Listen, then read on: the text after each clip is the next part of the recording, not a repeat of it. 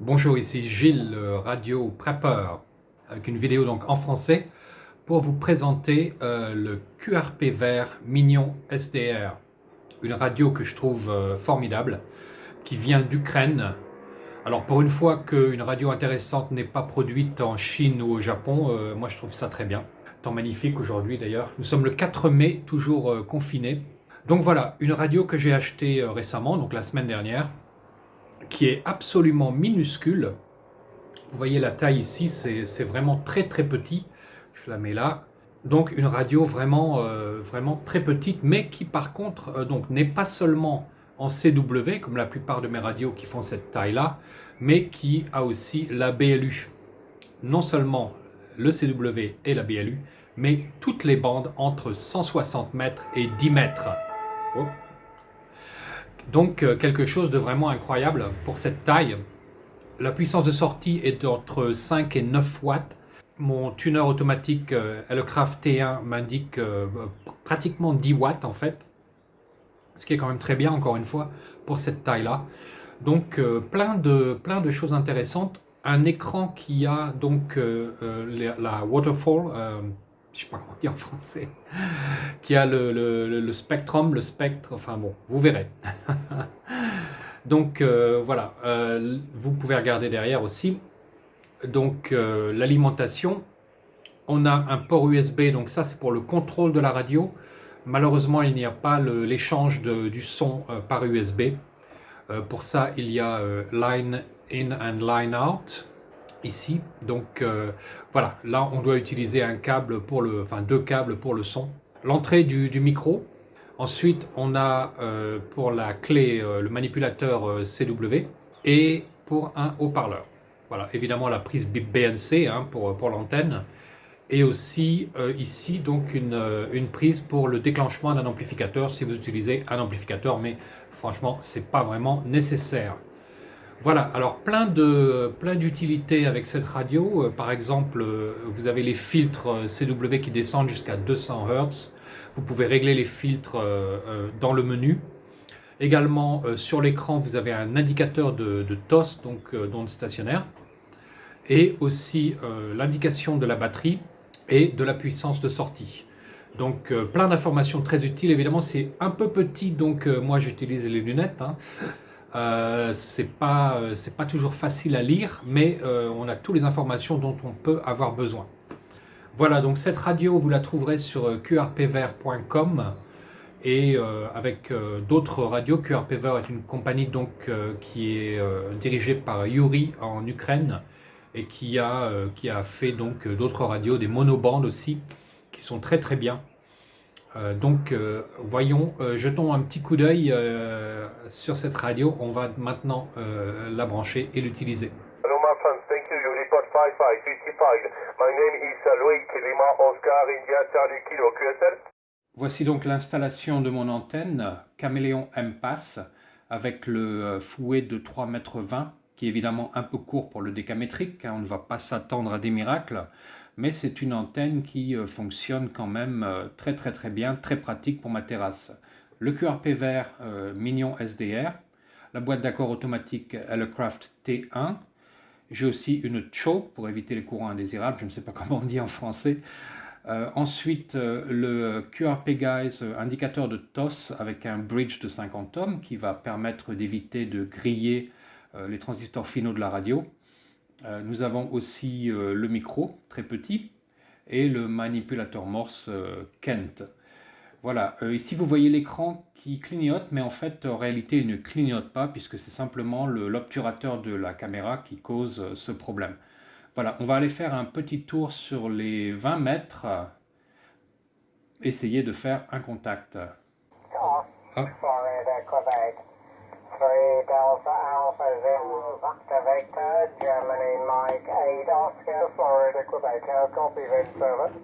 Bon, il n'y a pas grand monde sur le 20 mètres. Je vais changer la luminosité parce que c'est difficile de voir l'écran en plein jour avec le soleil. Et vous allez remarquer d'ailleurs que ça va arrêter le clignotement. Donc là, je mets la luminosité à 100%. Yankee Oscar 19, stay home. Yankee Oscar 19, stay home. Here's it. Fox 4, Whiskey, Bravo, Yankee. Bravo Yankee. Foxtrot 4, Whiskey, Bravo, Yankee. Florida 4, Whiskey, Bravo Yankee, 5 and 9. Thank you, you are 5 and 8. Jersey Yankee, Oscar 1 9, stay home. Foxtrot 4, Whiskey, Bravo, Yankee. Foxtrot 4, Whiskey, Bravo, Yankee. Okay, Fox 4, slash something. Whiskey, Bravo, Yankee. Whiskey, Bravo, Yankee. Right down in the noise, absolutely no copy at this moment. Fox 4, one more time, please. Voilà, il n'y a pas full, c'est le moins qu'on puisse dire. Cette radio est très facile à utiliser. J'ai trouvé que les menus étaient très très simples, en anglais évidemment. Très facile à utiliser. Je n'ai même pas regardé dans le manuel, je n'en ai pas eu besoin.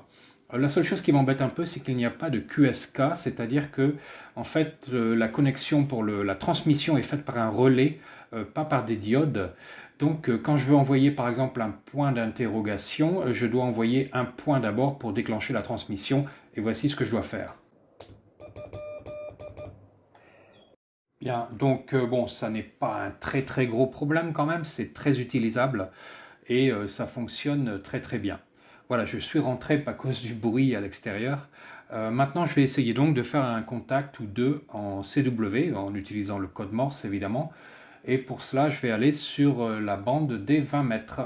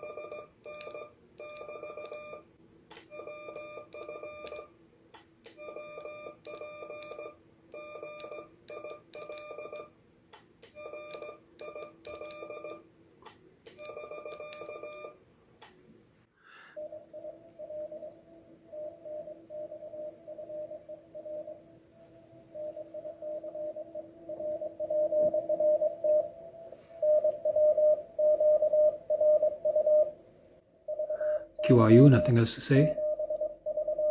And goodbye.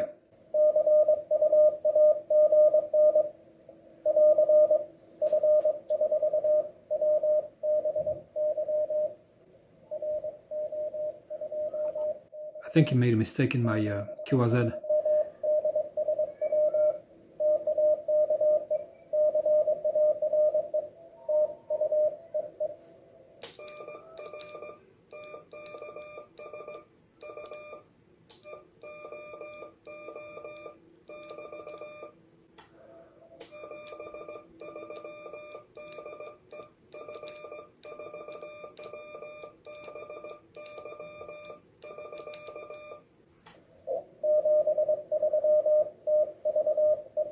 Voilà, ici je teste le filtrage qui est très très bon. Le DSP fonctionne très très bien, donc on a très peu de parasites. Ici, même quand on quand on est juste à côté d'un signal assez puissant, eh bien, on n'entend absolument rien. Évidemment, vous n'avez pas le son, mais je vous garantis que le filtrage fonctionne très très bien sur cette radio.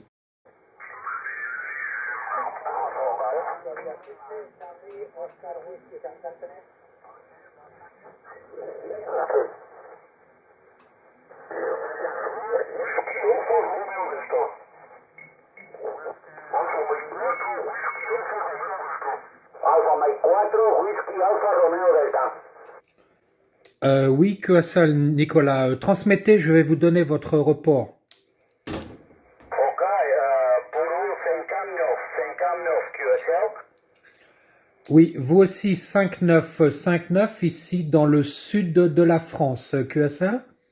S'il vous plaît, votre prénom. Gilles, Golf India Lima, Golf India Lima. Ok, 100%, Gilles, merci beaucoup. Je suis très content. Mes 73 pour vous et votre famille. Au revoir, à bientôt. Merci, vous aussi, et une excellente soirée de F4 Whisky Bravo Yankee. Bonsoir. Bonsoir, au revoir. Lima Zulu 1, Norway Kilowatt, Corvette. Il est temps maintenant de tester les modes digitaux. Alors pour ça, j'ai trouvé cette petite interface sur eBay, qui est une interface USB, toute simple, avec deux jacks audio. Voilà, je l'ai ouverte parce que je voulais enlever le plastique autour pour qu'elle soit plus petite en fait. Et je vais mettre de la gaine thermorétractable autour pour réduire en fait le format pour que je puisse l'utiliser avec mon Raspberry Pi. Voilà, deux câbles audio standard qui vont se brancher ici sur Line In and Line Out sur la radio. On commence avec FLDJ, qui est le programme bien connu de modes digitaux. Vous voyez en configuration. Voilà, donc je vais aller sur le Cat Control qui permet de contrôler la radio à distance. Ça, c'est le fichier que j'ai dû télécharger de Kenwood pour la commande du TS440, donc la radio qui sert à commander, enfin le protocole qui sert à commander le Minion SDR. Voilà, je pense que j'utilise aussi Amlib, mais cette librairie est une version différente de celle que j'ai essayée sur JS8, puisque sur JS8 Call, ça ne marchait pas. Voilà, vous voyez toutes les informations là. Évidemment, vous aurez un autre device, mais le reste, ça doit bien rester pareil. Voilà, on voit ici sur la gauche les conversations qui sont en cours. Le mode est PSK31, qui est très connu également. Ici, on voit les conversations qui défilent. Ah, et là, oui, j'ai quelqu'un qui appelle, qui envoie un sécu, là, Günther en Allemagne. Voilà, donc je vais lui répondre en fait, et on va voir si ça fonctionne.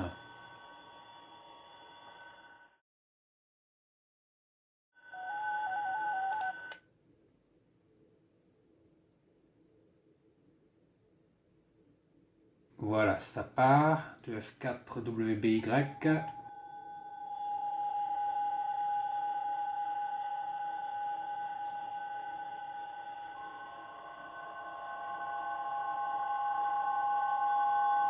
Et il m'envoie un rapport de 599, excellent, donc de DL3NBI ou NBL, je crois que c'est NBI.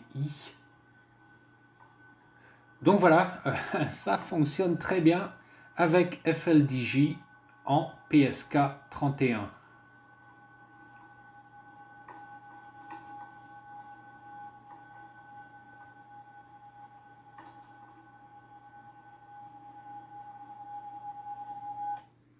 Voilà, ma réponse est maintenant transmise. Vous voyez, la puissance de sortie dépasse 5 watts.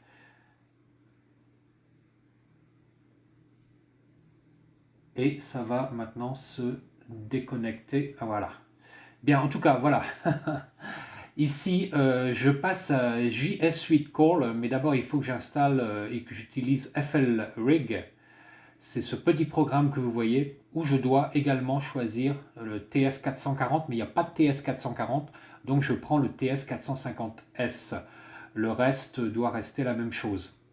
Voilà, FLRig va faire la liaison en fait entre JS8 Call et la radio, puisque la librairie Hamlib sur JS8 Call ne fonctionne pas. Voilà, maintenant je vais démarrer JS Suite Call, qui est le programme qui sert évidemment à envoyer, à utiliser JS Suite, hein, qui est un excellent mode digital pour le prepping, ou en général de toute façon, hein. Bien, donc ça c'est une erreur qui est causée par la configuration précédente. Donc je vais aller sur la configuration et dans Radio, eh bien, à la place de choisir le Kenwood, le 140 là sur lequel j'avais expérimenté, eh bien je vais choisir FLRig qui va donc faire la liaison entre JS Suite Call et ma radio. Voilà, FLRig. Ok, le reste ça reste pareil, rien d'autre à changer puisqu'on n'utilise plus une vraie radio de toute manière. Pareil ici, rien n'a changé, donc je vais cliquer sur OK. Voilà, là on repasse en réception. Sur la droite, vous voyez les stations que je reçois. Oups, ça on s'en fout. Voilà, donc sur la droite, on voit les stations que je reçois. Je vais passer sur la fréquence JS8 des 20 mètres, 14078. Vous voyez ce qui défile en bas, là, en bleu, les signaux que je reçois. Et ensuite, eh bien, je vais continuer ma configuration en autorisant en fait ce qui s'appelle le Heartbeat, qui permet de vous signaler un peu en fréquence en disant voilà, je suis là, est-ce que quelqu'un me reçoit? Là, je vais appuyer sur envoi. Ça va attendre le bon créneau pour envoyer le message. Voilà, c'est parti. Là, je vais ajuster un peu, je vais monter un peu la puissance pour arriver juste à 5 watts. Exactement. Impeccable. Voilà, c'est repassé en réception maintenant. Et je vais voir si quelqu'un va m'envoyer un rapport, donc Signals to Noise Ratio, donc un rapport entre le niveau de bruit et mon signal. Là, vous voyez, les stations qui me reçoivent en fait ont une étoile à côté de leur indicatif, ce qui me permet de voir en fait qui reçoit mon signal.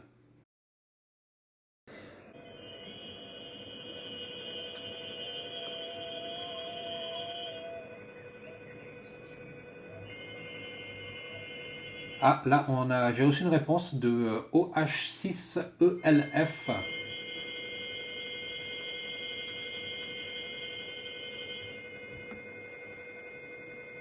Swayze.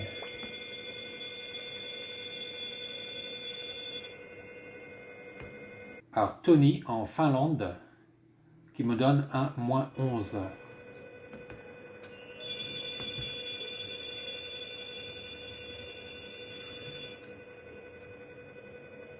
Voilà, je vais lui envoyer un message direct.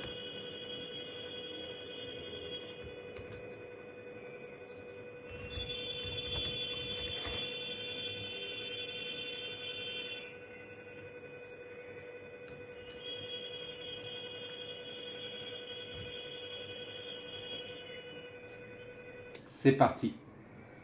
Puissance de sortie 5 watts, même chose. Taux dans le stationnaire est en vert. Vous voyez l'indicateur de batterie en bas à droite qui clignote un peu. Voilà, c'est repassé au vert.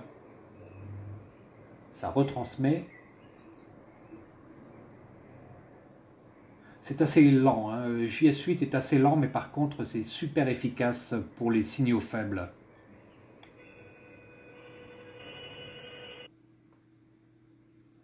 Bien, donc là, on va continuer. Ah, il m'envoie son nom. Donc il m'envoie son nom, voilà, Tony.